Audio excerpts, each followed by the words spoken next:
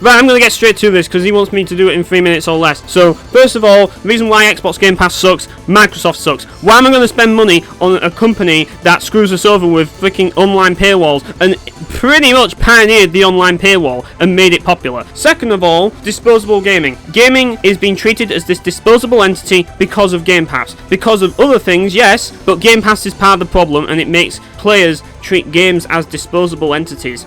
When it used to be things that you invested time into, now it's disposable. And in a way, Game Pass exists as a result of this, taking advantage of people's disposable tendencies with video games. Next, we're going to talk about how the value of games has been lowered, and why Game Pass is not worth it. I'll tell you why it's not worth it. Because on the Epic Games Store, they're giving away games for free. On GOG, they're giving away games for free. On Humble, they're giving away games for free. And there's cheap games on Humble, which you can get in some of their bundles for like a fucking quid for like a ton of games. And you really think Game Pass is worth it? And by the way, the games on Humble you keep as well, and there's other subscription services as well, like Humble Choice, which allow you to keep the games. Xbox Game Pass is a service, you don't get to keep anything. Next of all, I'm not desperate for these games. I have so many games to play in my life, why do I need more? Why do I need hundreds of games? I don't. I just need good games, and I can pick and choose good games by buying them, and I'd rather buy and own them and play them in my own time, rather than feeling under pressure to play them. Which brings us to our next problem, the cost-time ratio.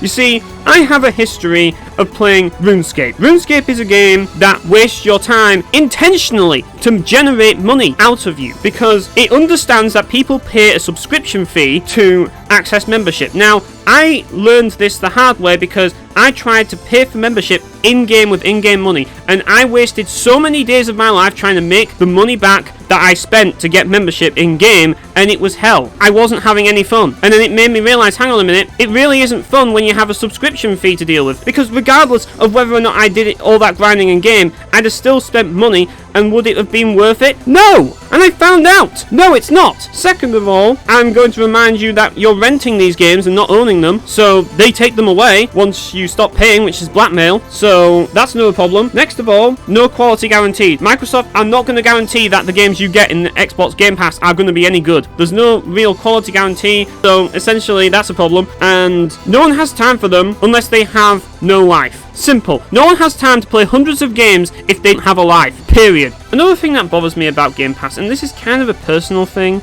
if people are just going to use Game Pass, they're not going to consume reviews, and I think that's kind of sad considering the fact that not only me, but there's a lot of people who actually put a lot of effort into making reviews. Like BioPhoenix, for example. He does reviews all the time, and if people just use Game Pass, they're not going to go to reviewers like us. The problem is that people, and I think this is the problem with Game Pass in general, and the problem with a lot of things in this industry, gamers are too impatient.